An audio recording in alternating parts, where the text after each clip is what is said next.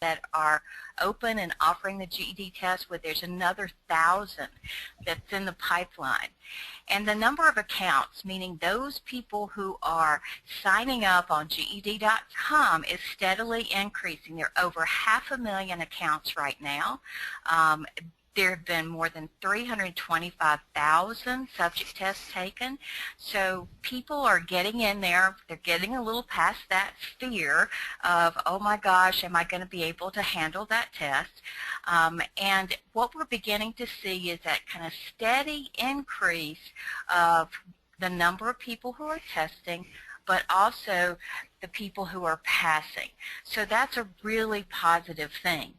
Now, we know that one of the benefits that they talked about from the very beginning was that having this test on computer was really going to give us access to a lot of new information and more information we could use to help us in the classroom.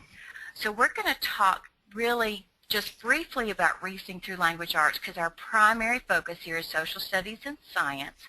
But since we know that integrated reading and writing is so important in social studies and science as well as in RLA, we're going to talk just a little bit briefly here about most missed items, because I think it's important to think about these items as we start moving on into looking at how can we make sure that students are going to pass this test. One thing you should know from the testing service is that the students who aren't passing are only missing that passing score by 1 to 3 questions, the majority of them. So if we can take some of these most missed items, that will make a huge difference for students, and it could be that final push over that critical 150 mark. The other thing that we know too, based on the data that has come out, is that if students are taking and achieving that score 158 and above on GED Ready, 95% of them are passing the test in that content area. So the GED practice, the GED Ready, is such a great predictor and can make such a big difference. The biggest problem is we don't have as many students taking that test as we should. But it's very valid in letting it know what goes on. So Bonnie, you want to talk, I've been rattling off here, you want to talk a little bit about the RLA most missed items for us? Sure, and I think as we review these most missed items for RLA, what you're going to find is that many of those same items have some transference in social studies and science.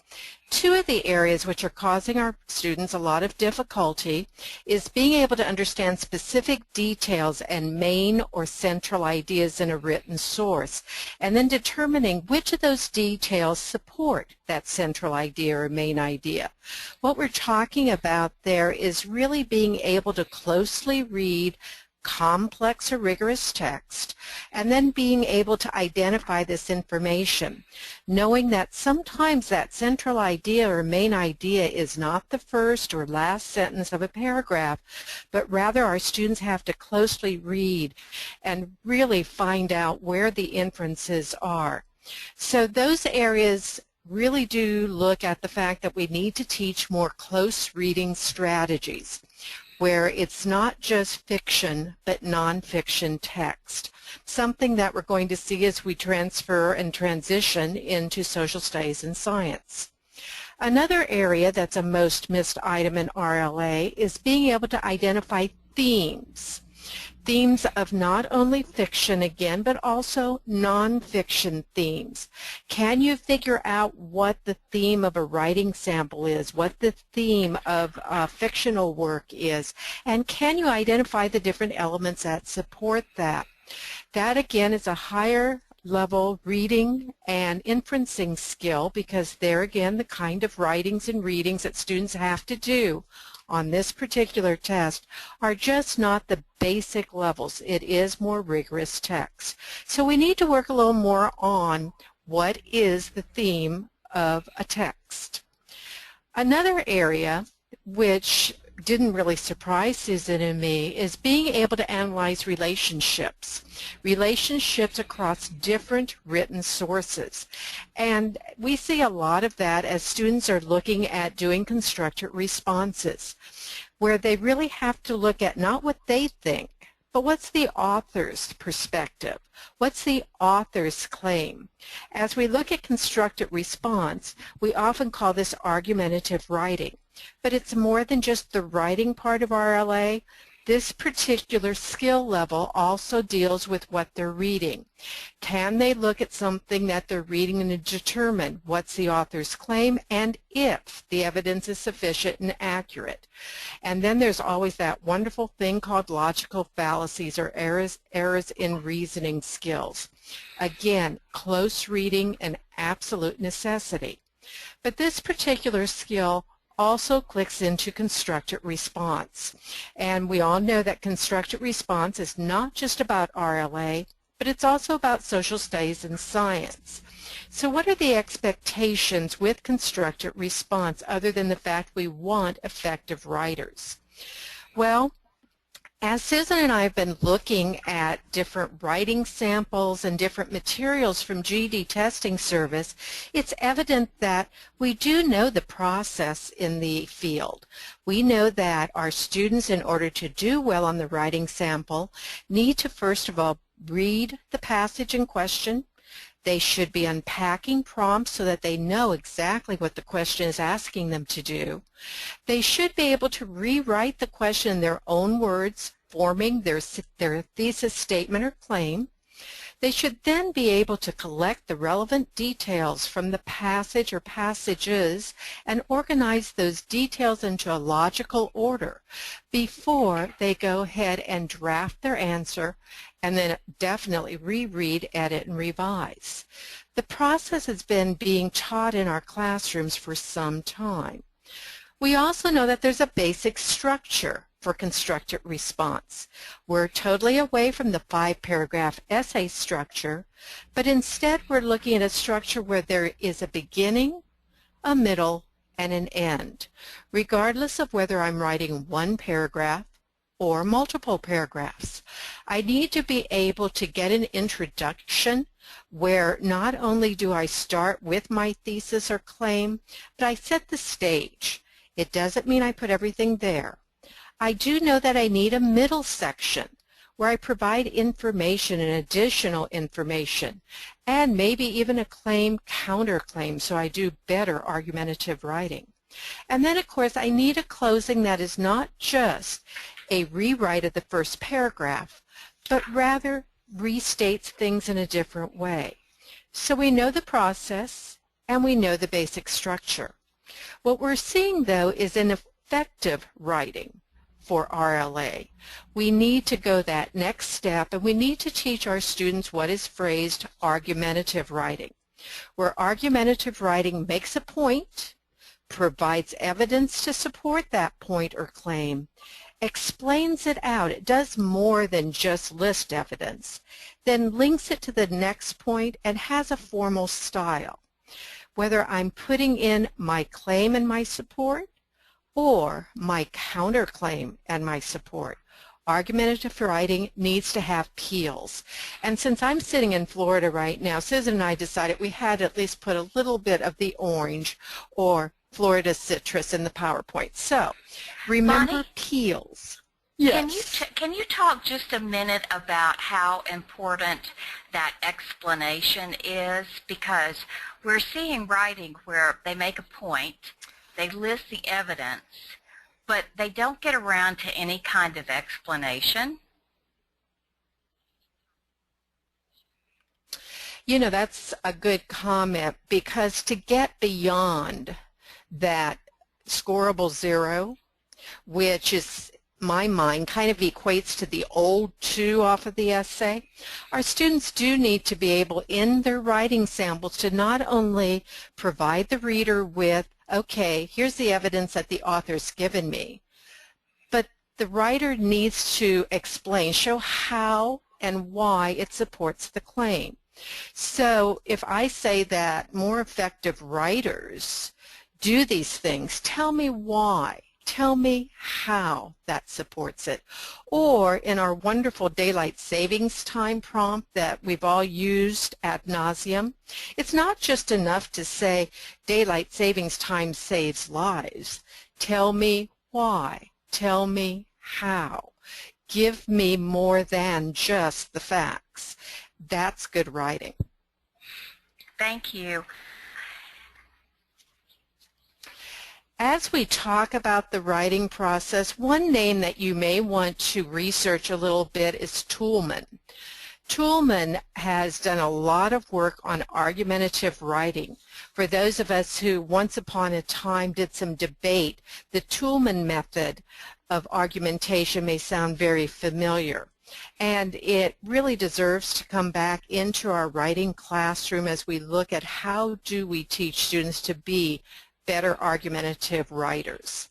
The important thing is, as we're teaching these new styles of writing in our adult ed programs, or for that fact, any new strategy, we need to just remember that once is definitely not enough. We need to make sure that we do scaffold whatever we do with students because, again, none of us learn the first time around. And I think that probably for me that's what's happening more often than not. We don't have always enough time to teach each of the steps and then to repeat those steps till they become extremely comfortable for our students, and our students can transfer that knowledge from one area to the other. And then, of course, whether it's reasoning through language arts, social studies, or science, or, of course, real-world writing, we want to make sure that students don't forget to revise and edit. Maybe they wrote a really well-crafted writing sample, but they didn't spend any time going back and saying, is that what I really meant to say and how I meant to say it? Those few moments for real-world revising and editing are absolutely necessary in order for our students to, again, raise those scores so we get those 1 to 3 questions correct. And we've just given you in this PowerPoint a few little websites that, as I think as you look through these, you're going to go, oh wow, I do that sometimes. You know, I have a goof in even typing.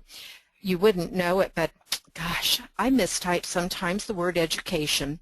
I know how to spell it, but my fingers get in the way. And so those are the little things that I always have to make sure I personally go back and edit. But the other thing is revision. So, no, this is not about RLA, but I think you can see that some of the close reading strategies and some of the writing strategies that you're going to be using in RLA really have to transition to the areas of social studies and science as well. So just remember in RLA, make sure that you do dedicate time to the writing and writing instruction, and make sure it's across the curriculum so that you get more bang for your buck, so to speak. As much as you can, evidence-based reading, writing strategies, and in a contextualized approach. We know that grammar worksheets really don't make the difference. What does is being able to edit and revise in real-world situations. And we're going to talk over and over through workshops and the webinars the importance of complex nonfiction text. And of course, we know our students can do it. We just need to set the expectations and make sure that they realize they can meet them. So that's a very quick review over RLA. Any questions so far?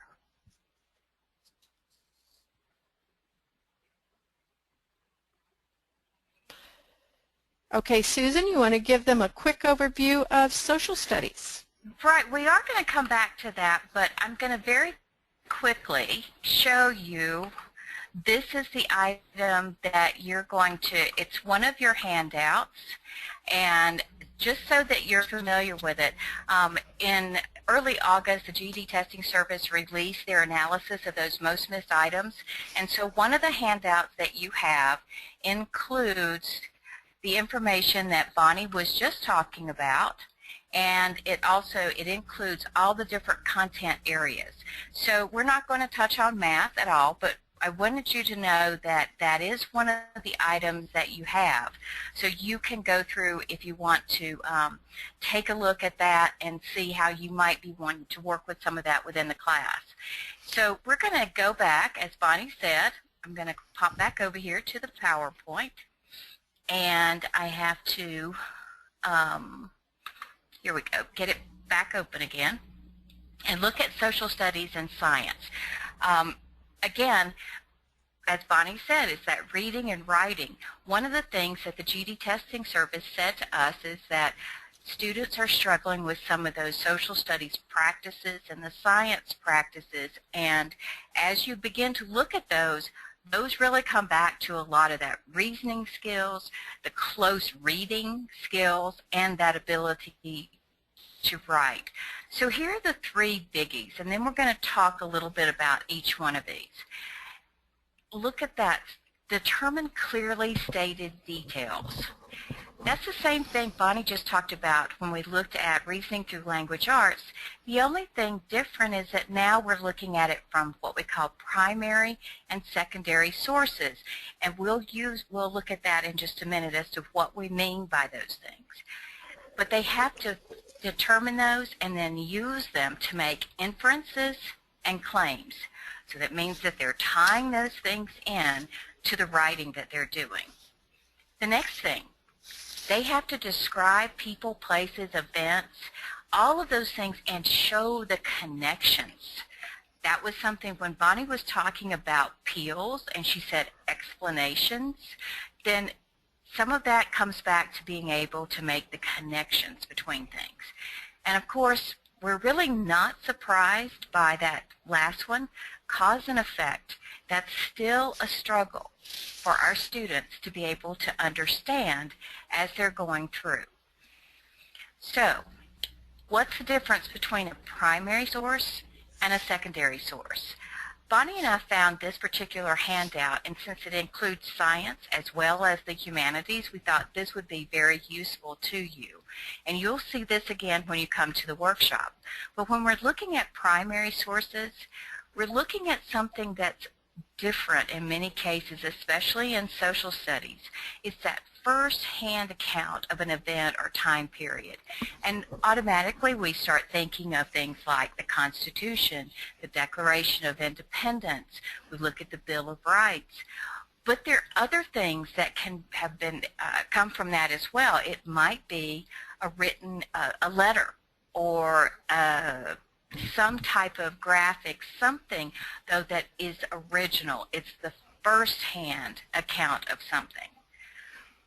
To get to a secondary source, we're really talking about somebody who has taken that primary source and they've analyzed it or they have interpreted that. So there's two different things. The issue for many students in social studies with those primary sources is that those documents, and especially things like the Bill of Rights and the Declaration of Independence, when you start looking at those, they were written in a very different time frame. The language is different. They're a little harder to understand. So we have to be really cautious with that. We're going to work with primary sources when we get into the workshop and look at different things and how we help students become better readers when they're looking at a primary source. Now if we flip over to the sciences, we have the results of an experiment or a clinical trial, research results, all of those different things could be something that's a primary source. Again, what's secondary? It's how somebody interpreted what those results were. So we need to keep those things in mind as we're looking at opportunities to provide students with the types of materials that they're going to need to read and be able to read. We need to be able to do some of that in the classroom as well. So I want you to start thinking about where could I access things like that and how can I make sure I'm incorporating those things into the process. Now, the next one is about making those logical inferences. And that's whether a student can take that clearly stated detail and then make a logical inference. Well, there's some different graphic organizers that are out there where the student can actually do that. But I think when it comes to inference, which is such a challenging item for our student, is that we have to talk to students in a kind of a real-world way of what kind of inferences do you make in daily life. There are a lot of things that we do. If we hear a large crash outside the window of our school, our inference may be that, oh my gosh, somebody's had an accident. We didn't see it. We just determined that. We've made that inference based on our knowledge and hearing that sound. Students don't recognize what an inference is when they're trying to read. So if we can somehow connect that back to real life things that are going on, that's going to make a difference as we move through. And about making connections. So again, another type of graphic organizer, and this came out of Read, Write, Think. And that particular organizer turns around and talks, sorry, that was my phone from the other side, I apologize. But showing how the passage or quote from a text is then connected over to yourself, another text, or the real world. Those are those different connections that we're trying to make as we go through. So keep that in mind as well. And last but not least, and I just thought this was a great graphic here, cause and effect. If we could really get our students to understand that a cause is the reason and an effect is the result. And it's such a challenge for students, but if we can help them with kind of those, clue words, things that they should be watching for when they're reading, that makes a difference as well. Again, I'm going to go back to what Bonnie said earlier about the fact that we have close reading being so important. And when we have close reading, that's where we help students find those key words and transition words that are going to help them understand these things. So let's talk a little bit about science. We talked in social studies about being able to pull details. How about in science we're looking at evidence, specific evidence to support a finding or conclusion. And that may be that as we start with students that they really are going on and saying, okay, on this page it said so-and-so, or the author wrote. We need to be able to get students to be able to identify the evidence that's there within a passage that they're reading. So again, close reading skills. And this one is a big one here. Express scientific information or findings in words. If you have not yet taken a look at, some of the prompts and the excerpts from the GED testing service for the different items dealing with science, that's something that you're going to need to do, because a really big issue for students is being able to turn around and write that experiment that they have to do, or that they have to respond to a question itself. Remember, in science we have 2 short answers that students have to do, so that becomes important as well. And they really have to learn about scientific models, theories, and processes. We're going to, in the workshops, we're going to have some fun because we're actually going to do experiments. And not anything where it's going to take loads of money and special equipment, but things that we can expose our students to so they understand that scientific process. What does that mean when I make a hypothesis, and what kind of information do I have to gather in order to write this up and show whether or not what I thought was going to happen did or not. Those are things that our students just don't have an understanding of, and they're not going to be able to pull those necessarily from just working through some worksheets and workbooks, those types of things. They really need this is that hands-on, let me talk about it, let me do and show you how things work. And Bonnie is the master of science experiments. She has a ton of different science experiments that cost very little to do, if anything, but can be a lot of fun and a great learning experience for students as they're going through. So let's talk about a few strategies. We need to make sure that we model, that we explain, and that we guide students. Again, reasoning skills really aren't taught from a book. They're taught from being able to work through a process and interaction with others. And that's part of what we need to do, especially if we're going to help our students move through those big ideas of social studies and science. The other thing is we want to make sure that we do let students begin to move over toward that self-regulation itself.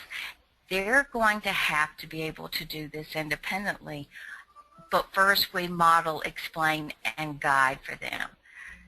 The next thing is to really keep it real.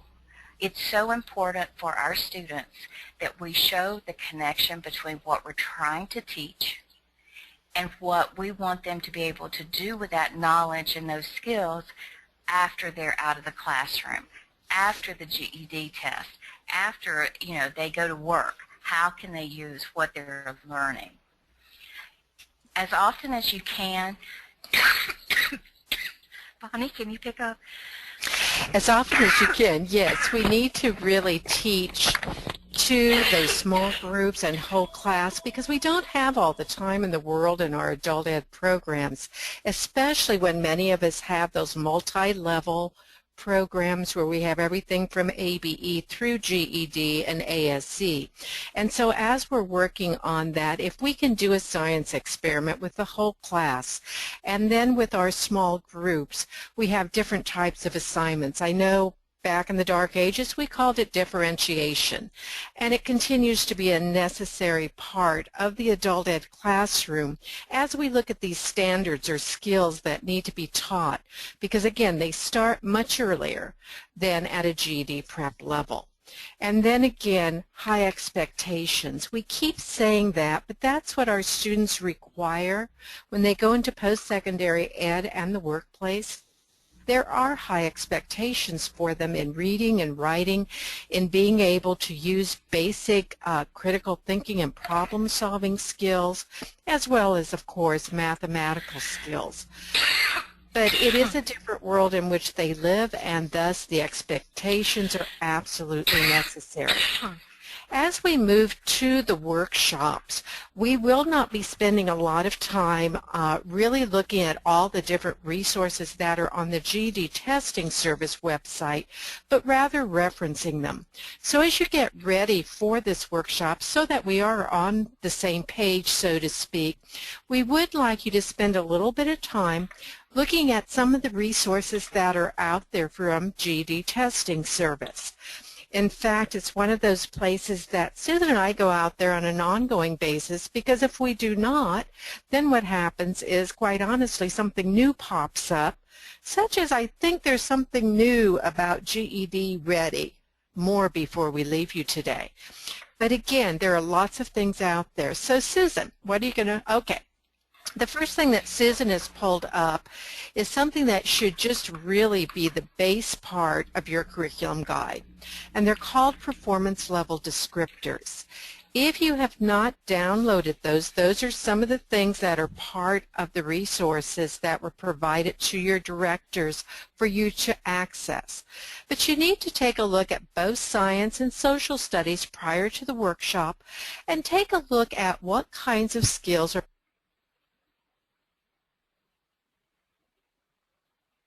2 and 3. Susan and I like to look at performance level 1 as those skills that we would determine to be high ABE skills. These are the prerequisite types of skills that students need. And so these are high-level ABE, very beginning GED prep types of skills that students have to have.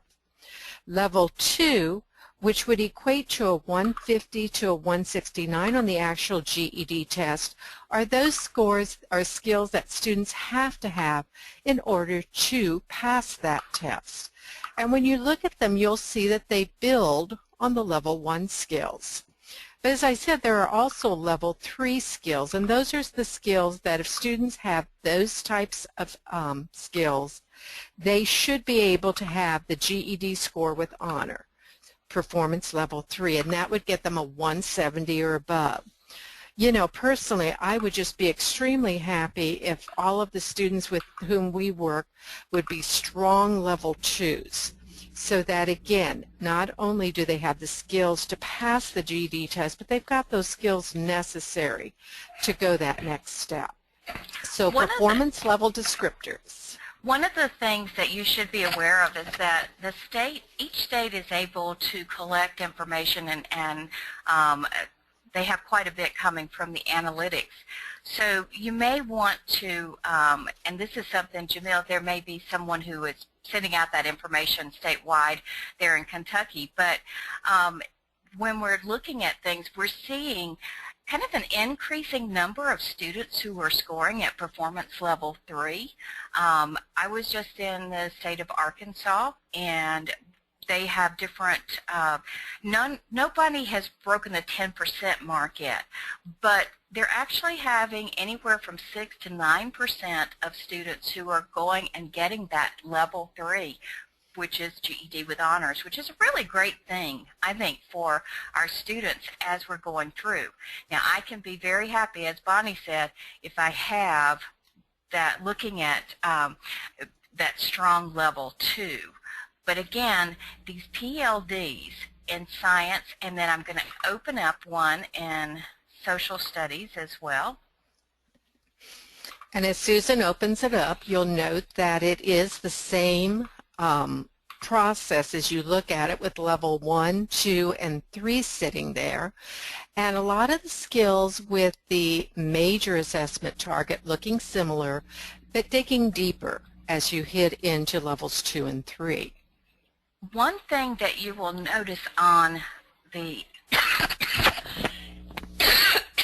excuse me so very much, I apologize.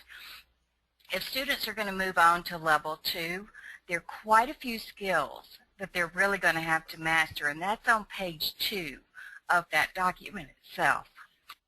You know, these are the documents that I would take and go ahead and develop my curriculum for the program on, and see how the materials that I'm looking at align to these assessment targets.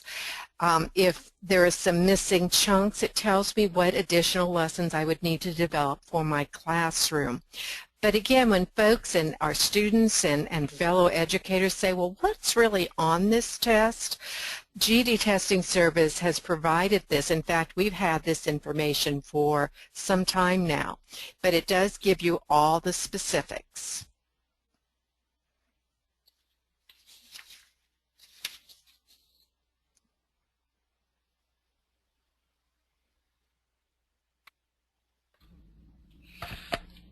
And Bonnie, I'm going to ask you now if you could talk a little bit about, while I try to get past this coughing spell of mine, a little bit about the social studies scoring tool.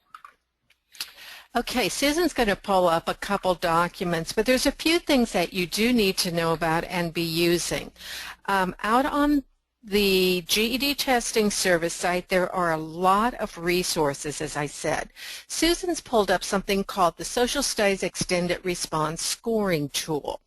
On the website, if you've not accessed it, there is an extended response resource guide for adult educators, which provides you with a couple different prompts and sample writings to show you what a score looks like for a scoreable 0, a 1, and a 2.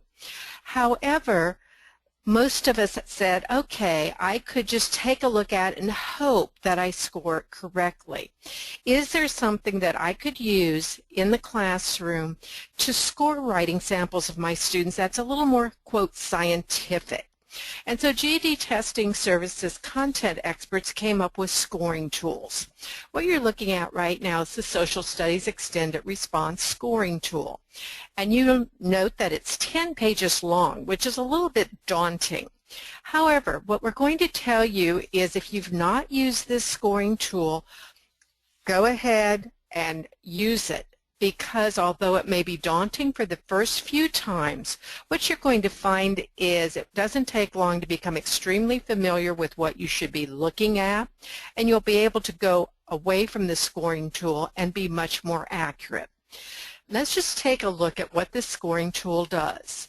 What you need to do is be real familiar with not only the dimensions but the sub-dimensions that everything is being scored on. We know there's 3 traits in social studies that are used to score the writing sample. The first one is creation of arguments and use of evidence. So I would read my student's writing sample, and then I would go ahead and score it for trait 1. I would take a look and say, okay, when I look at the first dimension, it's whether my student generated a text-based argument that demonstrates a clear understanding of relationships, etc., etc. And so I'll look at that subdimension 1 and say to myself, okay, did the writing sample make, quote, no clearly stated claim, at least one clearly stated claim or implied, or were the claims explicit and clearly stated with multiple claims made or possibly made? And I'm going to put in a tally. Well, maybe my student did a really good job, so I'll put a tally mark under score 2. Then I go to the next subdimension, which you can see it's talking about the claims. Did they attempt, or were the claims vague? Was at least one claim logical, or were the claims extremely logical and based on close reading? I go through and put a tally again, and my student did okay. Maybe I score that a 1. After I've gone through everything on trait 1, I add up my tally marks, and I'm going to divide by the number it tells me, and I'll have a score for trait 1. Oh, but there's 2 more traits to do. Guess what? I have to read again, and then I'm going to go ahead and score for trait 2, being the development of ideas and organizational structure. Again, tally, divide, and I get a score for trait 2. Then finally, I go for trait 3. I read one last time, tally, score, and I get a score for trait 3. When I add all of those up, let's say I got, a score of a 2, a 1, and a 1. That would be 4 points. I multiply that by 2, and I get a number.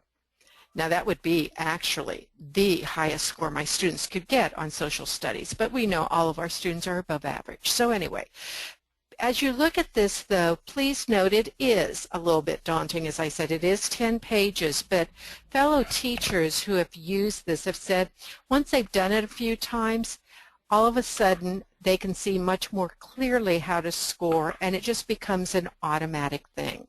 So if you've not had a chance to look at the social studies scoring tool, please do so. There's also one for RLA, and there's one for science. Science looking just a little bit different. And one other thing to keep in mind, especially when you're working with trait 2 and trait 3 in social studies, is that it really is it's either there or it's not. And so, we don't have to really worry with a lot of the things. Our real focus on that is coming back into that trait 1 and making sure that our students have those strong claims and the evidence that should be there with it. Now, each of the documents that we've just gone through, all of those were the ones that were forwarded to your program manager. So those documents are there, but as Bonnie said, you can go back and you can access these documents from the GED Testing Service website. You're going to want to do that as you're going through. You're going to want to go in and take a look on a regular basis at the different elements that are there. So for each of the areas, you should have downloaded as just part of your professional library. We'll take a look at RLA here. Just one second, and I will have us back over here to this one. There we go. If you are teaching RLA, you should have downloaded the Extended Response Resource Guide, which has all, a massive number of writing samples that were written by students, and they're scored as a 0, 1, or 2. If you've not looked at them recently, when they first came out, they only gave you the score in one of the traits. Now they give you the score in all 3 of the traits for each of the writing samples, which is wonderful. And then again, you've got a scoring tool there as well as a number of other things on that website. Same thing for social studies, and of course the same thing for science.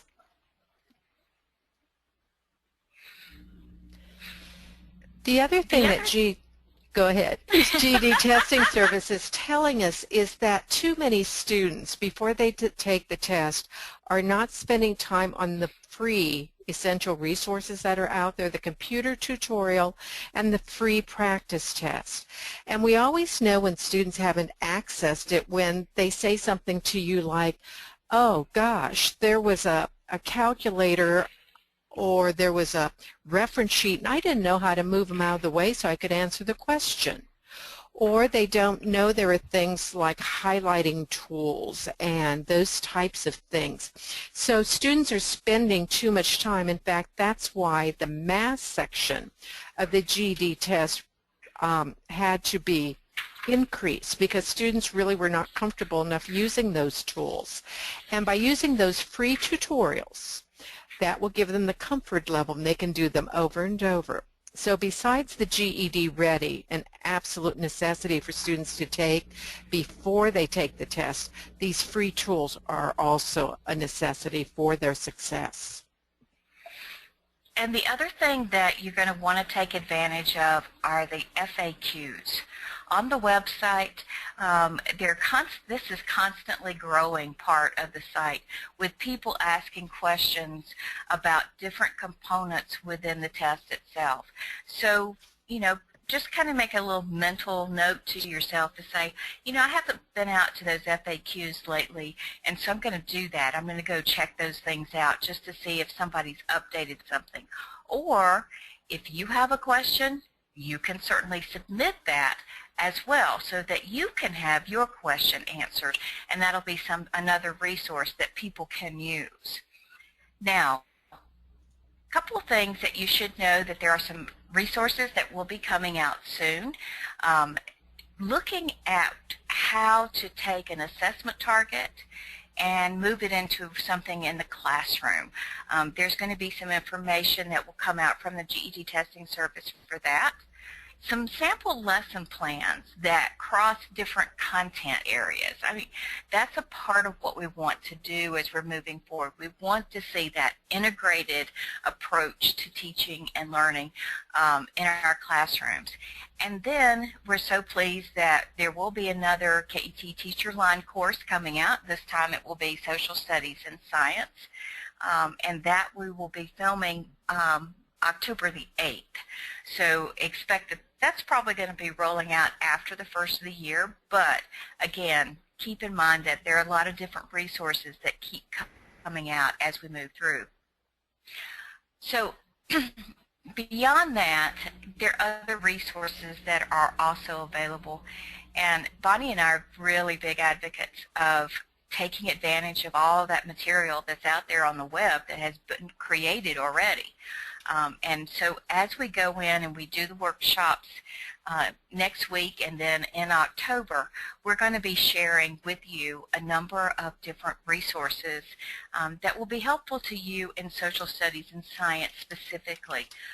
We try to go in and take a look at things and make sure that we have vetted those so that, one, they're not going to charge you money for them, but that they're quality materials and that they've been developed by quality organizations. So we'll be sharing a number of those with you as we're going through. So having said that, a couple things with the regional workshops.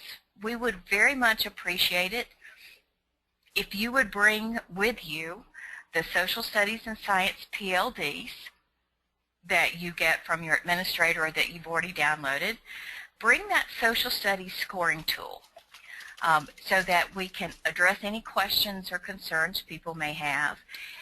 And we're going to ask you to do this next part, and Bonnie talked to you a few minutes ago about the fact that there is a science scoring tool as well. So how about accessing that and make sure you review it before the workshop, because we're going to talk a little bit about some of the issues that are going to be out there and that are going to be there are some questions for students. And last but not least, we want you to be ready to learn and have fun. Bonnie and I are firm believers that you've got to make sure that you have a good time while you're doing this. Just like in the classroom, our students, they need to have fun while they're learning. So we have a lot of different things that are planned. And again, we're really looking forward to that part of the process. So having said that, I'm going to ask if there are any questions that we can answer at this point. Jamil, if you've seen anything, Bonnie? Actually, he has been so gracious, and I now have all the questions up here. And for those of you who asked, the gentleman's name is Toolman. It's the Toolman argumentative style. Lots of materials out there for argumentative writing. And again, I think when you look at some of the writing samples that get top scores, they really are using the Toolman method of argumentative writing. Very different than persuasive. So having said that, other questions that you have?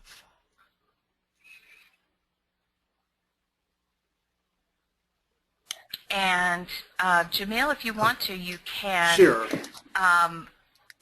Unmute everybody and we can take them live.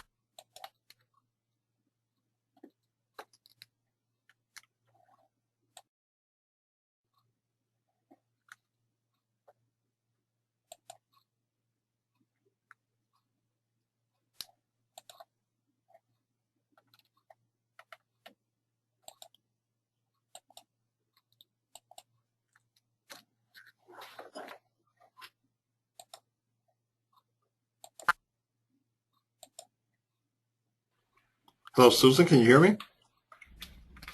Yes, I can hear you. Okay, I have the question from a participant. Okay. They wanted to know, how should we teach content? Many of our students know very little about history, and therefore we're constantly having to teach random historical facts so that questions make sense and are able to be answered. The same is true for some math-based questions. Okay. Come to the workshop. Yeah. from a social studies and also from a science perspective, you can't, within an adult education classroom, teach everything that a student would learn in 4 years of high school. So what we're going to do is we're really going to focus on what we call the big ideas of social studies, the big ideas of science, and how you can bring that together through what we call thematic teaching. I'll give you an example, so this is kind of a preview. We're going to be taking a really deep dive into the letter from Birmingham jail by Dr. Martin Luther King. And we're going to look at it not just from a perspective of it's a primary source and how do I read it and understand it, but we're also going to look at it from a standpoint of how can I take that speech, or that letter I should say, and connect it out to other parts of social studies, and what all are the big ideas that are included in that. So we're going to show you some tips and strategies, because I know everybody has the question of what's an enduring issue. because that's one of the terms the GED testing service looks at. So we're going to talk enduring issues and how to help narrow your focus a little bit so that you're not having to do everything. And Bonnie, you want to say something about science as well? And with science, it's the same way. There's no way to teach all of the content of science. So what we need to do is teach the big ideas there as well. Taking a look at the fact that much of this test really is real-world science issues. So again, in our workshop, we're going to take a look at things like scientific design, experimental design, because that's giving our students a difficult time, and then taking a look at just a couple big topics that will encompass things, because it does come back to some real basic background knowledge, not knowledge where I have to memorize. So I'm not going to have to memorize the steps of meiosis. Don't even worry about it. And I think that's where we kind of get trapped in science. There is so much detail that there's just no way to memorize it. So again, we're going to look at big ideas and how to use close reading to find information.